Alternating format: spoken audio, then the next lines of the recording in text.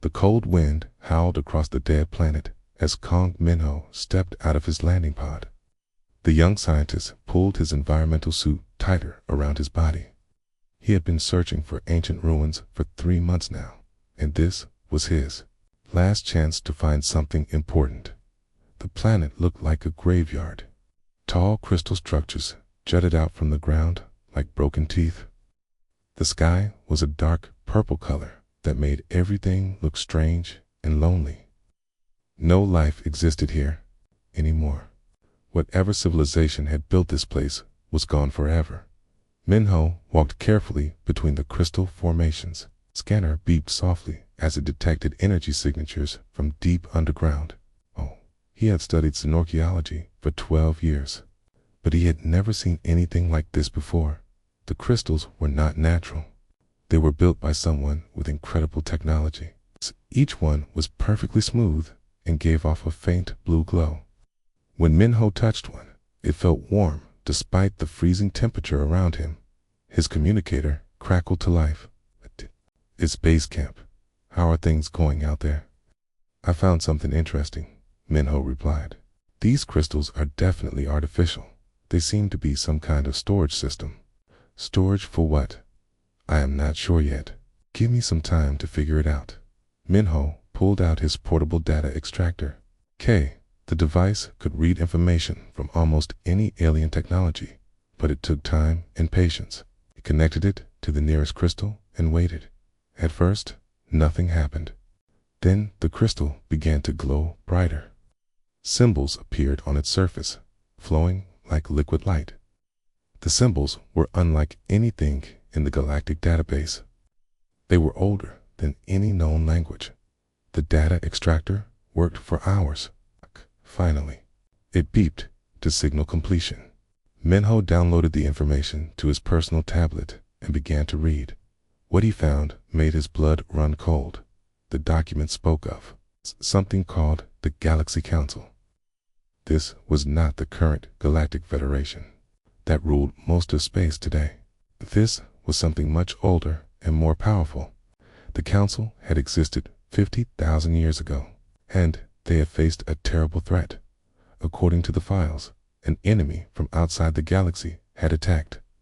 The documents called them the Devourers. They consumed entire star systems and turned living worlds into dead husks. The Galaxy Council had fought them with every weapon they possessed, but nothing worked in their desperation. The Council had created something called the Deep Sleep Protocol. Minho read the file 3 times before he understood what it meant. The Council had put an entire species into artificial hibernation, not as punishment, but as a last resort. The species was called human. Their home world was named Earth. Minho sat down heavily on a broken piece of crystal. The implications were staggering. There was a species out there that the ancient Galaxy Council had considered powerful enough to be their final weapon. A species that had been asleep for 50,000 years. He activated his long-range communicator and contacted Dr. Yoon Ji-woo back on the research station. Dr. Yoon was the best xenobiologist in the Altarian Republic. If anyone could make sense of this information, it would be her. "Dr. Yoon, I need to speak with you immediately. I have found something that could change everything we know about galactic history." "Slow down, Minho. What did you find?" "Evidence of a species called humans. They were put into hibernation 50,000 years ago by an ancient galactic government. The files suggest they are still alive." There was silence on the other end of the communication. Finally, Dr. Yoon spoke. "Send me everything you have found. I will analyze it immediately." Minho transmitted all the data and continued exploring the ruins. He found more crystals with more information. The deeper he dug, the more frightening. The story became the humans had not been conquered or defeated. They had volunteered for hibernation. The files contained fragments of their final communications with the Galaxy Council. They had agreed to sleep until the galaxy needed them again. But why would they do that? What made them so dangerous that even their allies were afraid of them? Minho found part of the answer in a damaged crystal near the center of the ruins. The file was corrupted, but he could read enough to understand the basic facts. The humans had developed technologies that other species considered impossible. They could manipulate reality at the quantum level. They could connect their minds across vast distances. They could adapt to any environment and overcome any obstacle. The Galaxy Council had been grateful for their help against the Devourers. But they had also been terrified. When the war ended, they had convinced the humans to enter hibernation for the safety of the galaxy. Dr. Yoon called him back several hours later. Her voice was tense with worry. Minho, I have been analyzing the data you sent. If these files are accurate, then Earth still exists. It is located in a restricted zone called the Silent Zone. The Silent Zone. I have never heard of it. Neither had one, but I found references in our navigation databases. It is a region of space that all ships are ordered to avoid. The official reason is dangerous radiation, but now I think there might be another explanation. Minho felt a chill that had nothing to do with the cold air around him. You think the humans are still there? I think they are still sleeping. The question is why they have not woken up yet. That night, Minho made camp among the crystal ruins. He could not sleep. His mind kept returning to the files he had discovered. Somewhere in the galaxy, there was a species that had voluntarily given up their freedom to protect others. They had been sleeping for 50,000 years, waiting for someone to wake them up. But the Galaxy Council had left strict instructions. The humans were not to be disturbed unless the galaxy faced complete destruction. They were too dangerous to wake up for any lesser threat. As Minho stared up at the alien stars, he wondered if that time had already come. The galaxy was not at peace. There were wars and conflicts throughout known space. Pirates attacked trade routes. Entire systems had gone dark without explanation. Maybe the galaxy needed its sleeping guardians to wake up. Maybe it was time to break the one rule that had kept the universe stable for 50,000 years. Maybe it was time to wake the humans. The next morning, Minho packed up his equipment and prepared to leave the dead planet. He had found what he came looking for, but he had also found something much more important. He had found hope, and he had found a secret that would change the fate of every living being in the galaxy. 3 months had passed since Minho's discovery, and the galaxy was burning. Admiral Park Sunwoo stood on the bridge of his flagship, watching the tactical display with growing horror. Red dots covered the star map like a disease spreading through healthy tissue. Each dot represented a solar system that had gone silent in the past week. Sir, we have lost contact with the Kepler colony, reported his communications officer. That makes 15 systems in the outer rim that have stopped responding. Park clenched his fists. 15 systems meant billions of lives. Men, women, and children from dozens of different species, all gone without a trace. The enemy was moving faster than anyone had predicted. Any survivors? Park asked, though he already knew the answer. No, sir. Our scout ships report the same thing at every location. The planets are still there, but they are completely dead. No energy signatures, no life signs, nothing. Park had been fighting wars for 30 years, but he had never seen anything like this. The enemy did not just kill their victims, Clay, they consumed them entirely, leaving behind empty husks of rock and metal. The Devourers had returned. At first, nobody believed the reports. The Devourers were ancient history, a legend from the old galaxy. But as more systems went dark, the truth became impossible to ignore. The nightmare that had terrorized the galaxy 50,000 years ago was back, and it was stronger than ever. Park's communicator buzzed.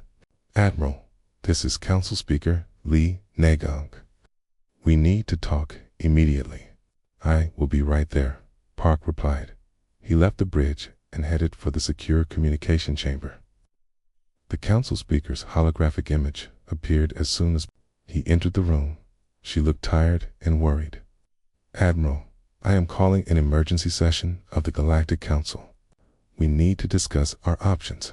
"What options?" Spark asked bitterly. "Our weapons barely scratched their ships. Our best battle fleets are being destroyed faster than we can replace them. We are losing this war." "There might be another way," Lee said quietly.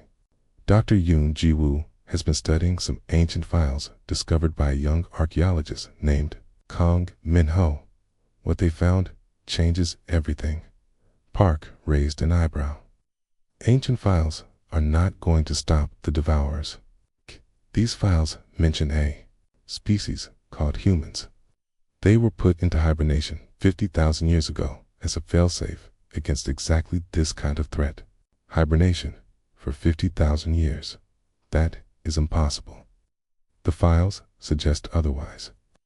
The humans were not conquered or exiled. Okay. They volunteered to sleep until the galaxy needed them again. Their technology was so advanced that even their allies were afraid of them." Kaya felt a chill run down his spine. "You are talking about waking up a species that has been asleep for 50,000 years. We have no idea what they might do." "We know what the Devourers will do," Lee replied. "They will consume everything in the galaxy, every world, every species, every trace of civilization. The humans cannot be worse than extinction." The emergency council session took place on the neutral station orbiting Nexus Prime. Representatives from every major species attended in person or through hologram. The chamber was filled with worried voices speaking in dozens of different languages. Lee called for order and began to speak. "Fellow council members, we face the greatest threat in galactic history. The Devourers have returned, and our conventional weapons are useless against them. We must consider unconventional options." She activated a holographic display showing the ancient files that Minho had discovered. The symbols and texts appeared in the air above the council chamber. "These documents describe something called the Deep Sleep Protocol," Lee continued. 50,000 years ago, our predecessors faced the same enemy we face today. In their desperation, they created a failsafe. They convinced a species called humans to enter artificial hibernation until the galaxy needed them again. Murmurs of disbelief filled the chamber. The representative from the Crystalline Collective stood up. "You are asking us to trust our survival to a species we know nothing about. These humans could be more dangerous than the Devourers." "They could also be our salvation," Lee replied. "The files indicate that the humans possess technologies that we cannot even imagine. They were powerful enough to drive back the Devourers." 50,000 years ago, Dr. Yoon Ji-woo stepped forward. "I have analyzed the data extensively. The humans are not just sleeping, they are evolving. Their hibernation chambers are connected to advanced quantum networks. They have been growing stronger for 50,000 years." "Where are they?" asked a representative from the Voidwalkers. "In a region of space called the Silent Zone," Dr. Yoon replied. "All ships are ordered to avoid the area, but we now know why. The entire solar system is protected by ancient warning systems." The debate continued for hours. Some council members argued that waking the humans was too dangerous. Others insisted that they had no choice. The Devourers were consuming systems faster than the council could evacuate them. Finally, Lee called for a vote, all in favor of attempting to wake the humans. The vote was close, but the motion passed. They would send a mission to the Silent Zone. Commander Kim Tae-young was chosen to lead the expedition. He was a veteran of dozens of deep space missions and had experience with alien technology. His crew included engineer Choi Salmon, who specialized in ancient systems, and tactical officer Bae Jinsu, who had fought in more battles than anyone else in the fleet. Their ship, the Horizon's Edge, was equipped with the most advanced stealth technology available. They would need it to get past the ancient warning systems that protected the Silent Zone As they prepared to depart, Park visited them in their quarters. "I want you to understand what you are risking," he told them. "We are sending you to wake up a species that has been asleep for 50,000 years. We have no idea what they will do when they wake up." "We understand the risks," Taiyang replied, "but we also understand what will happen if we do nothing. The devourers will consume everything." "The files suggest that the humans are not evil," Salman added. "They volunteered to sleep to protect the galaxy. Maybe they will help us again." "Maybe," Park said. "But if you are wrong, you might doom the galaxy to something worse than the devourers." The Horizon's Edge departed 3 days later. As it disappeared into hyperspace, Park wondered if he had just made the biggest mistake in galactic history.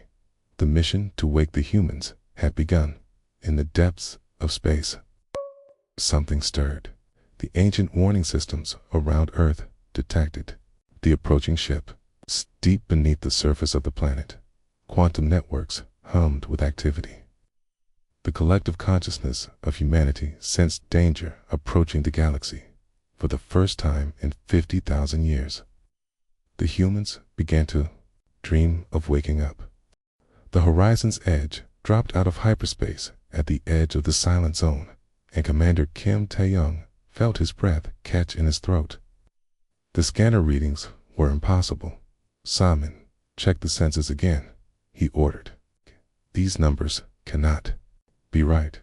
Engineer Choi Simon ran the scans 3 more times. Each result was the same. "Commander, I am reading massive energy signatures throughout the entire solar system. Its power output is greater than our entire civilization produces." Through the view screen, they could see Earth's sun burning steadily in the distance. Around it, 9 planets orbited in perfect formation.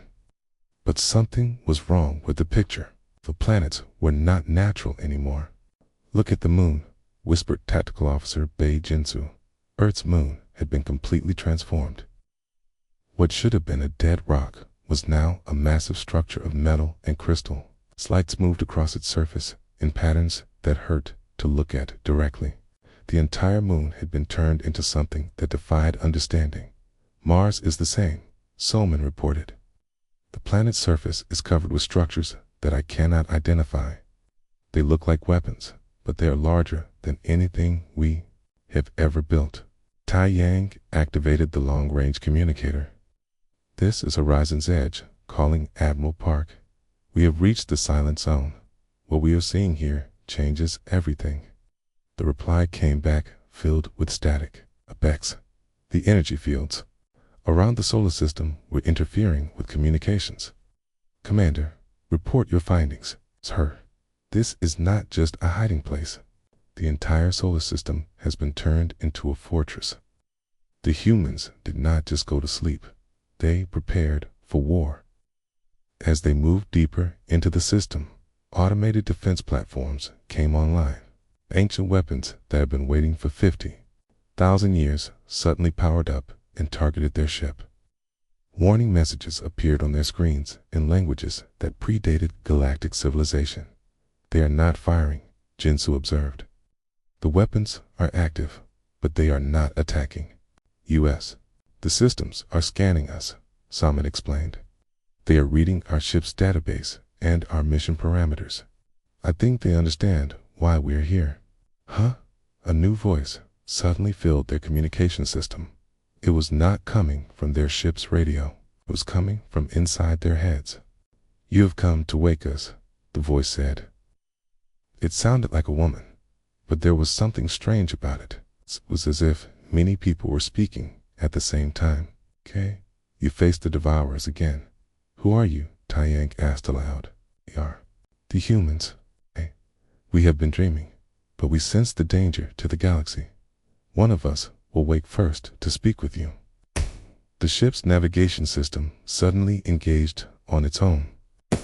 The Horizon's Edge began moving toward Earth without any input from the crew. They were being guided by technology that was beyond their understanding. "Do not fear," the voice continued. We remember our promise to protect the galaxy. We will honor that promise. They landed in a vast chamber beneath the surface of North America. The walls were made of some kind of living metal that pulsed with soft light. In the center of the chamber stood a single hibernation pod, larger and more complex than anything they had ever seen. The pod was opening. Captain Kondahan stepped out of the hibernation chamber and looked around with eyes that seemed to see everything at once. She was tall and lean, with black hair that seemed to move in a breeze that did not exist. When she spoke, her voice was the same one they had heard in their minds. "I am Honda Yoon," she said. "I was a deep space explorer before the long sleep. I volunteered to be the first to wake because I was used to being alone in the darkness." "How long have you been asleep?" Taeyang asked. 50,000 years, 3 months, and 12 days, Daeon replied without hesitation. "We have been aware the entire time. Our minds have been connected, sharing dreams and growing stronger." She walked to a wall and placed her hand on it. The metal responded to her touch, forming a display that showed the current state of the galaxy. Red areas marked the regions where the Devourers had struck. "They have returned, as we knew they would," she said. "But they are stronger now. They have consumed many galaxies in the time we have been sleeping. Can you help us?" Salmon asked. "Our weapons are useless against them." Daeon smiled, and for a moment her eyes glowed with an inner light. "Child, we have been preparing for this moment for 50,000 years. We are not the same species that went to sleep. We have evolved." She gestured to the walls around them. "This chamber is connected to every human on Earth. We are no longer individuals. Consciousness that spans the entire planet. When we sleep, we dream together. When we wake, we think together." "How many of you are there?" Jinsu asked. 12 billion minds connected as one. But we are also still individuals when we choose to be. We have learned to be both singular and plural." More hibernation pods began to open throughout the chamber. Dr. Song Hyun emerged from one, his eyes immediately focusing on the alien visitors. General Lim Yensu stepped out of another, her bearing that of a soldier who had never known defeat. "The awakening has begun," Daeon announced. "But it will take time for all of us to fully emerge." The long sleep was deep, and we must be careful not to wake too quickly. "How long?" Taeyang asked urgently. "The Devourers are destroying systems every day. 3 days for the first wave, a week for full awakening. We understand your urgency, but we must do this correctly. When we wake, we will be more than we were before." Dr. Song approached the alien visitors. "We have been monitoring galactic communications during our sleep. Your species have grown much since we last walked among the stars, but you have also remained much the same." "What do you mean?" Salmon asked. "You still fight each other? You still fear what you do not understand? You still think in terms of individual survival rather than collective success?" "The Devourers think collectively," General Lim added. "That is why they are so dangerous.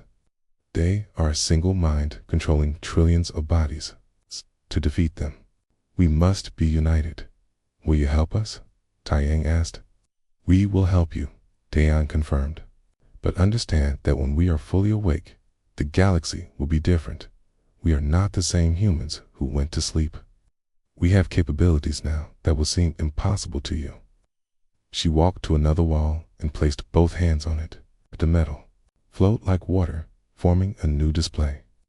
This one showed the space around Earth, but it was not the same space they had seen when they arrived. Ships were materializing around the planet, not just appearing, but literally forming from nothing. They were beautiful and terrible, with lines that seemed to bend space around them. "These are our vessels," Daeon explained. "They have been waiting in dimensional storage for 50,000 years. They are extensions of our consciousness, able to adapt and change as we need them to." "How many ships?" Jinsu asked. his tactical mind trying to process what he was seeing. "Enough," General Lim replied. "We fought the Devourers before. We learned that numbers alone are not enough. These ships are not just machines. They are parts of us." The first wave of awakening continued throughout the day. Scientists, soldiers, engineers, and explorers emerged from their long sleep.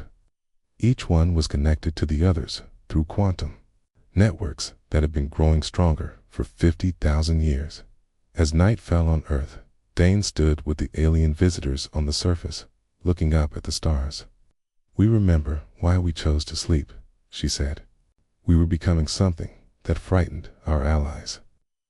Our technology was advancing too quickly. Our abilities were growing beyond what other species could understand." "What happened to you during the long sleep?" Taiyang asked. "We learned to control our growth. Okay, we became more than we were, but we also became wiser. We understand now that power without wisdom is the path to becoming what we fight against." "The Devourers?" Someone asked. "The Devourers were once like us," Dayon revealed. "A species that grew too powerful too quickly. They consumed their own galaxy and then moved on to others. We will not make that mistake." Above them, the stars seemed to pulse with new light. The awakening of humanity was sending ripples through space itself. The galaxy was about to change forever.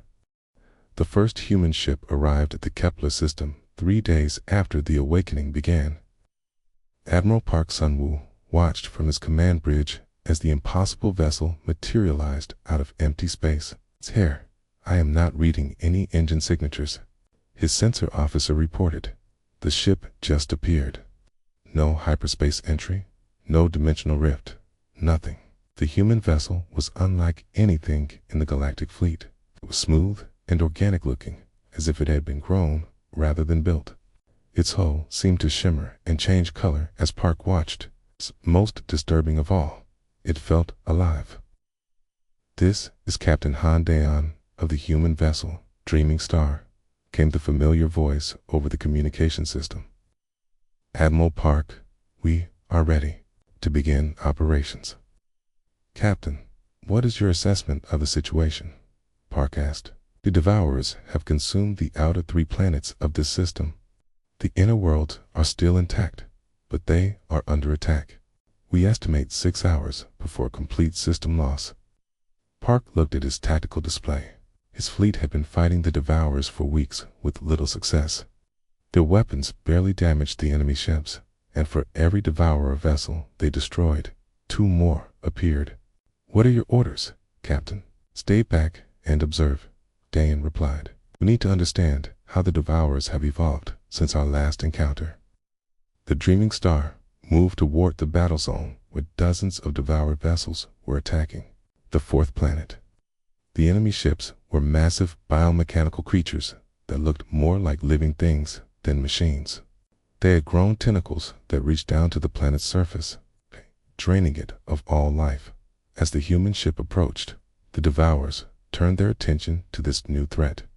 5 of the largest creatures moved to intercept their tentacles, reaching out like grasping hands.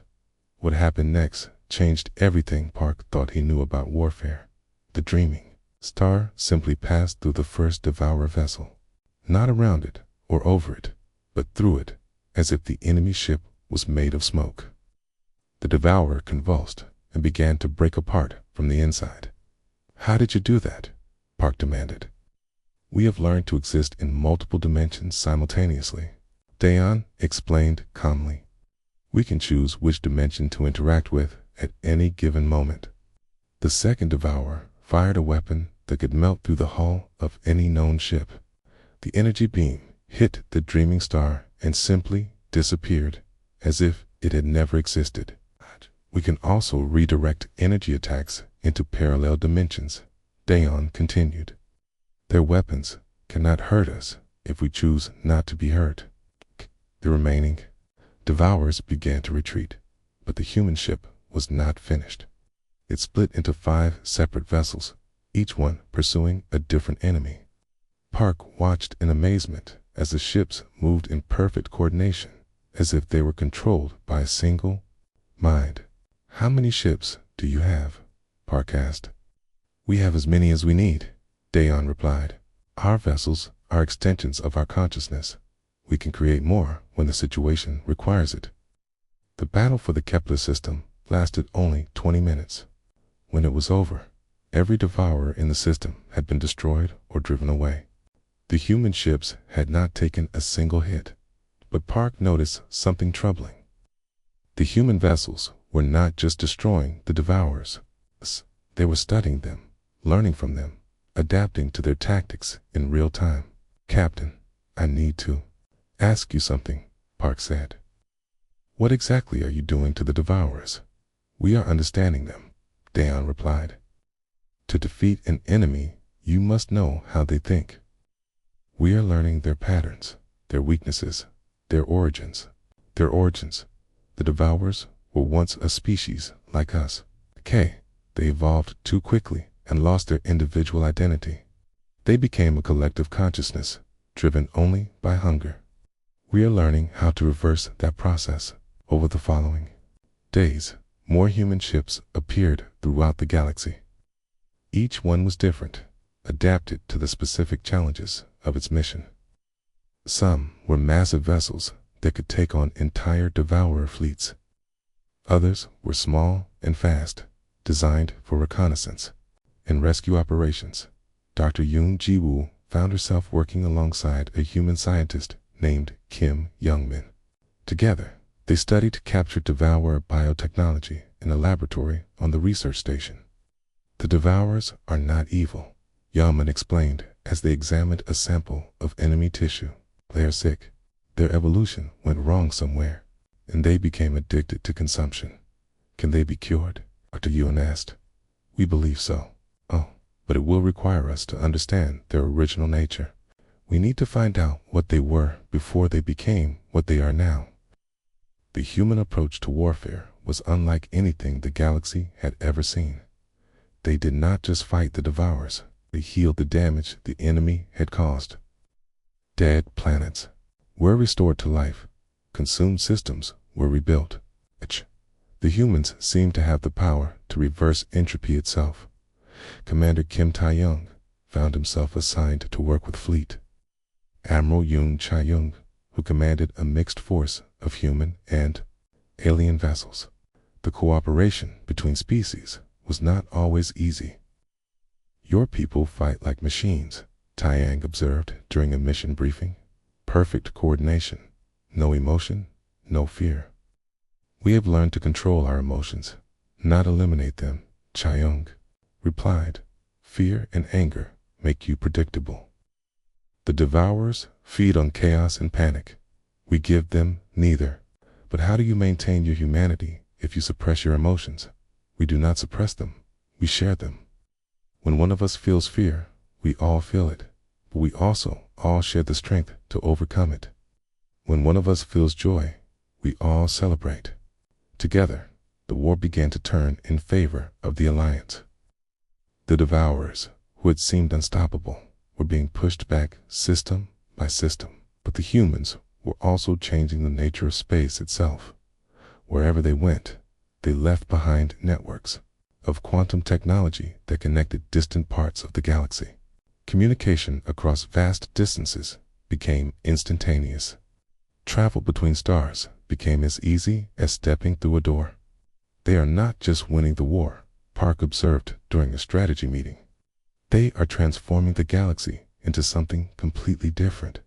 "Is that a bad thing?" asked Council Speaker Lee Ne-jong. "I do not know," Park admitted, "but I am starting to understand why the ancient Galaxy Council was afraid of them.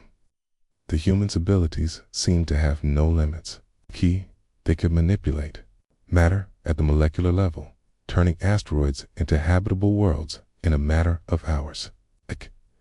They could communicate with any species, even those that had never developed language.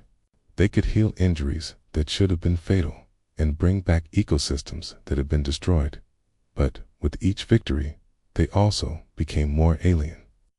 The human soldiers who fought alongside galactic forces were still recognizably human, but they were also something more. They could survive in the vacuum of space, withstand temperatures that would kill any other species, and process information faster than the most advanced computers. Are they still human? Dr. Yun asked the young man during one of their research sessions. We are more human than we have ever been, he replied. But we are also more than human. Evolution does not stop just because you reach a certain point.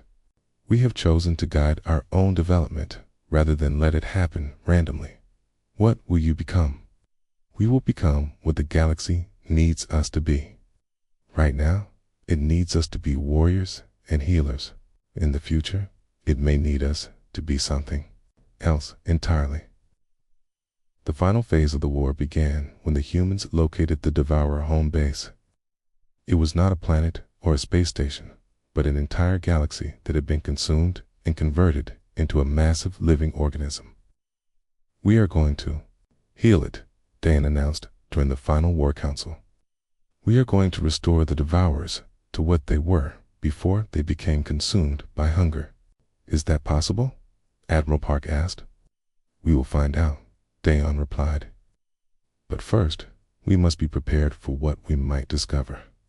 The Devourers have been spreading across the universe for millions of years. They may have consumed civilizations that were even more advanced than us. The human fleet assembled at the edge of the Devourer galaxy. Thousands of ships that defied the laws of physics as the galaxy understood them. Each one was a miracle of technology and consciousness working together. This is the final test, Dayon said to her mixed crew of humans and aliens. We will either save the Devourers and heal the universe, or we will fail and join them in their endless hunger. The battle for the fate of all existence was about to begin. The Devourer galaxy stretched before them like a wound in space itself. What had once been billions of stars and countless worlds was now a single massive organism that pulsed with dark energy. Admiral Park Sun-woo had fought in many battles, but nothing had prepared him for this sight. Ki-di is still alive, whispered Dr. Yun Ji-woo from her position on the human ship Eternal Dawn. The entire galaxy is one living creature. Captain Han De-jeon stood at the center of the command chamber, eyes closed as she connected with the human collective consciousness. We can sense them, she said softly. Millions of minds trapped inside that thing, screaming in hunger and pain. They have been consumed by their own creation. Can you help them? Asked the council speaker Lee Na-gyong, who had joined the mission to witness this final confrontation. We will try, replied Dr. Song Hoon-woo. But first, we must understand what they have become. The human fleet approached the edge of the consumed galaxy. As they drew closer, the living mass began to react. Tendrils, larger than space stations, reached out toward them, guided by an intelligence that had been feeding for millions of years. It knows we are here, reported Fleet Admiral Yoon Chae-young. It's trying to communicate with us. What is it saying? Park asked. Dayon opened her eyes, and they were filled with tears. It is asking us to join it. It's become part of its hunger. It has been alone for so long that it has forgotten there was ever anything else. The first contact was unlike any battle the galaxy had ever seen. The human ships did not fire weapons. Instead, they extended quantum networks toward the Devourer, Mazas, trying to establish communication with the minds trapped inside. We are finding them, announced Dr. Song as data flowed across his displays. Individual consciousness buried deep within the collective. They are still there, but they have been sleeping for millions of years. How many? Asked Dr. Yoon. Trillions, maybe more. This thing has consumed hundreds of galaxies.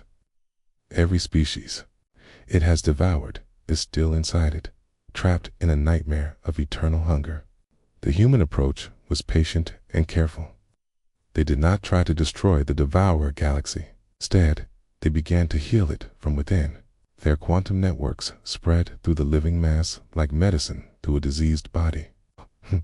We are separating the individual minds from the collective hunger, Dayan explained as she guided the process.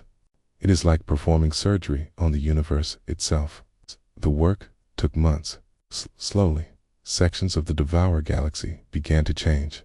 Dead matter became living worlds again. The twisted biomechanical structures transformed back into ships and cities. Most importantly, individual voices began to speak from within the mass. We remember, came the first clear communication from inside the Devourer galaxy. We remember who we were before the hunger took us. The speaker identified himself as Architect Diamond of the Zephyrian Empire, a civilization that had been consumed 3 million years ago. We tried to evolve too quickly, he said. We wanted to become gods, but we became monsters instead. You are not monsters, Dan replied gently. You are sick, and we are here to help you heal. As more minds awakened within the Devourer mass, the true scope of the tragedy became clear. The original Devourers had been explorers and scientists, much like the humans. They had developed technology that allowed them to merge consciousness across vast distances. But they had lost control of the process. We became addicted to the feeling of absorption, explained another awakened mind, a scientist from a species called the Eternal Seekers. Every time we consumed another world, we felt more complete, but the feeling never lasted. We always needed more. The humans worked tirelessly to separate the individual consciousness from the collective hunger that had consumed them. But it was dangerous work. Several human volunteers had to disconnect from the quantum network when they began to feel the pull of the Devourer addiction themselves. We understand now why the ancient Galaxy Council feared us, Dayan said during a quiet moment between healing sessions. The line between evolution and consumption is thinner than we thought. But you stopped yourselves, Park observed. You chose to sleep rather than risk becoming like them. We had good teachers, Dan replied, looking at the alien allies who had fought alongside them. Your species showed us that diversity makes us stronger. The Devourers forgot that lesson. The healing process reached a turning point when the original Devourer consciousness finally awakened. It had been sleeping deeper than all the others, buried under millions of years of accumulated hunger and pain.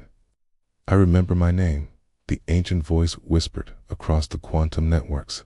I was Keeper Vashtai of the First Wanderers. We were the first to leave our galaxy in search of knowledge. We never meant for this to happen. We know, Song replied compassionately. Evolution is dangerous when it happens too quickly. You can choose a different path now. The restoration of the Devourer galaxy took 2 years. When it was complete, trillions of beings from hundreds of different species had been freed from their nightmare of eternal hunger. Many chose to rebuild their civilizations on the restored worlds. Others decided to explore the universe again, this time with the wisdom that came from their terrible experience. The galaxy that emerged from the healing is different from what it had been before. The humans had not just cured the Devourers, they had created something new, a network of consciousness that connected every willing species across multiple galaxies. It is like the human collective, but bigger, Dr. Yoon observed as she studied the new quantum networks. Every species can share knowledge and experience while still maintaining their individual identity. That was always our goal, explained Kim Youngman, the human scientist who had become her closest research partner. Unity without uniformity, strength through diversity. The political structure of the galaxy had to change to accommodate this new reality.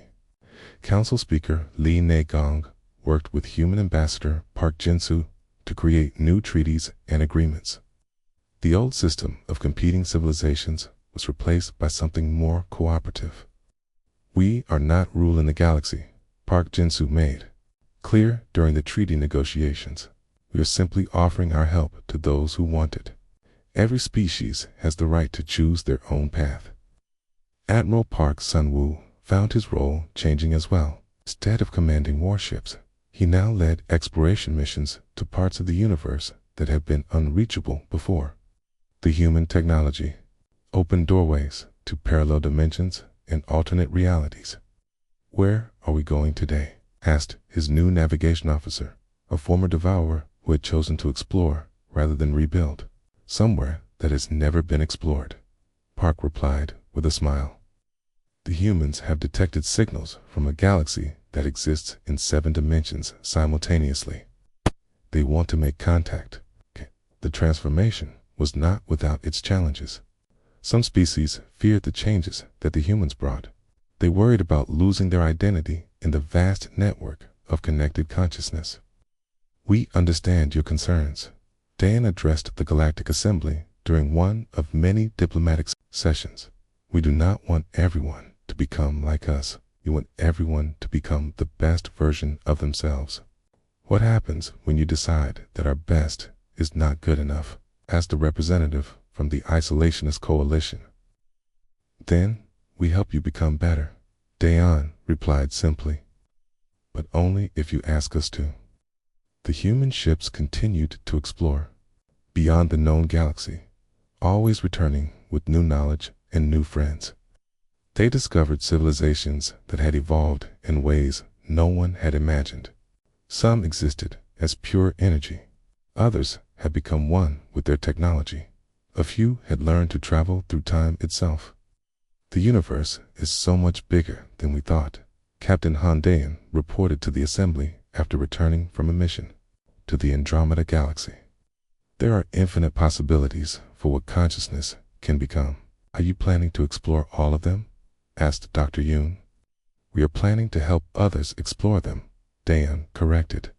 "The universe is too vast for any one species to understand completely. But together, we might begin to comprehend its true nature." Years passed, and the galaxy settled into its new reality. The human ships became a common sight in space, always ready to help with disasters or conflicts. Their quantum networks carried knowledge and culture between distant worlds faster than light itself. The former devourers integrated into galactic society, bringing with them the wisdom that came from their long nightmare. They became teachers and healers, helping other species avoid the mistakes that had once consumed them. "We learned that power without purpose leads to destruction," explained Keeper Vashti during a lecture at the Galactic University. "The humans learned that wisdom before it was too late. That is why they succeeded where we failed." On Earth, the human population had grown beyond its original 12 billion, not through reproduction, but through consciousness expansion. Beings from other species could choose to become part of the human collective while maintaining their original identity. "We are becoming something new," observed Dr. Song as he watched the sunset from the same chamber where the first humans had awakened. "Not just human, not just alien, but something that includes the best of all consciousness."